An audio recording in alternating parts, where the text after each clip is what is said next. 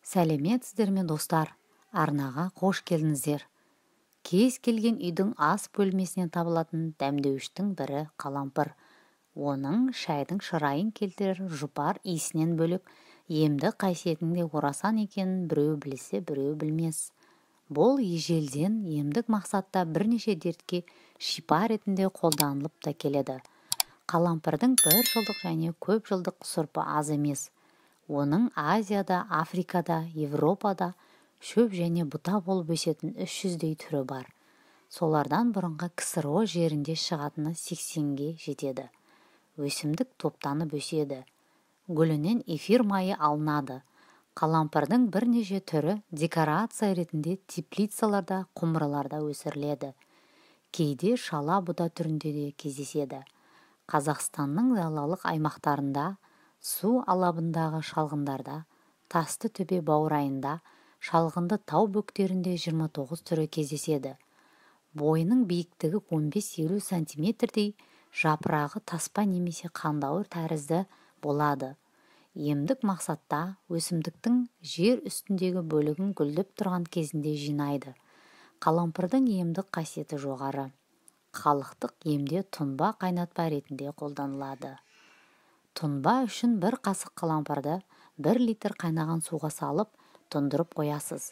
Шамамен жарты сағат өткен соң тұнбаны сүзіп алып, ем ретінде қолдануға болады.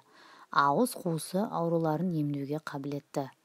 Нақтырақ айтқанда, ауыз улғанда, кариес түскенде, ауыздан жағымсыз иіс шыға бастағанда қалампырдың көмегіне жүгініңіз. Ем үшін бір тал қалампырды аузыңызға салып, 15 минуттай шайнайсыз. Емді 1-2 рет қайталаған соң оң нәтиже береді. Қан қысымыңыз түсіп кетсе, аузыңызға дереу қалампырды салыңыз.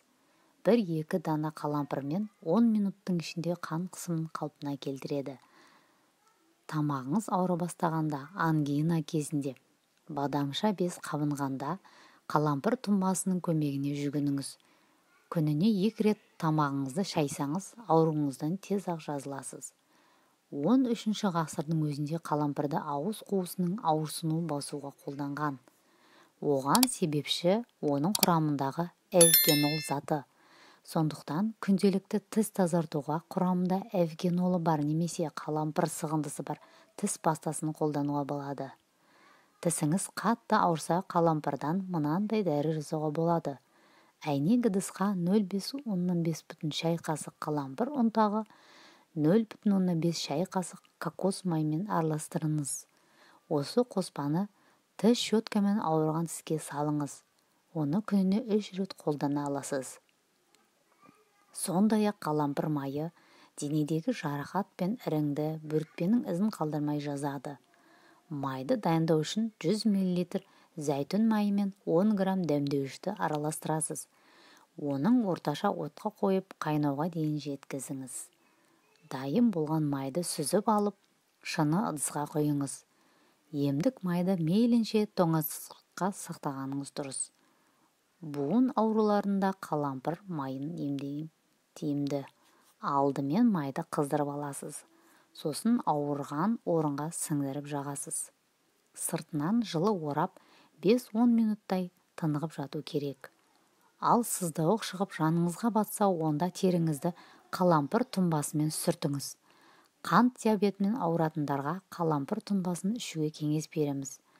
Бұл да өз кезегінде дертіңізге дауа болып, саулығыңызды сақтауға көмектеседі. Қалампыр антисептикалық және ауруды сездіртпейтін қасиеттері арқылы салқын тию мен тұмау кезінде тез сауығуыңызға септігін тигізеді. Сонымен қоса, жүкті әйелдер мен 12 жасқа толмаған балаларға қалампыр немесе қалампыр майын жеуге болмайды. Асқазан жарасы, ойық жарасымен ауыратындар немесе қанды сұйылтатын дәрілерді қабылдап жүрген адамдар тек қана қалампыр қосылған тағамдар мен сусындарды дәрігердің бақылауымен қолдану керек. Егер қалампыр ұсақталған болса, олар хош иісін, дәмін және иісін тез жоғалтады және тезірек бұзылады. Осы себепті қалампырды толығымен және қажет болған жағдайда үйде сатып алу керек. Қалампырдың сапасын білудің тағы бір жолы. Егер қалампыр ұсақталған болса, олар қош иісін, дәмін және әсерін тез жоғалтады. Осы себепті қалампырды толығымен және қажет болған жағдайда алу керек. Ол қалампырдың сапасын білу үшін жүзу сынағы өткізіледі.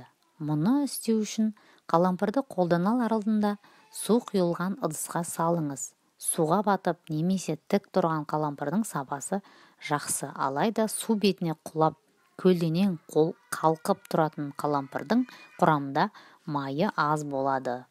Қалампыр жаңадан дайындалған болса, ең жақсы жолы таза ұстаңыз. Ауа өткізбейтін әйнекті пайдаланыңыз. Барлық немесе ұнтақ түрінде қалампыр салқын және құрғақ жерде сақталу керек.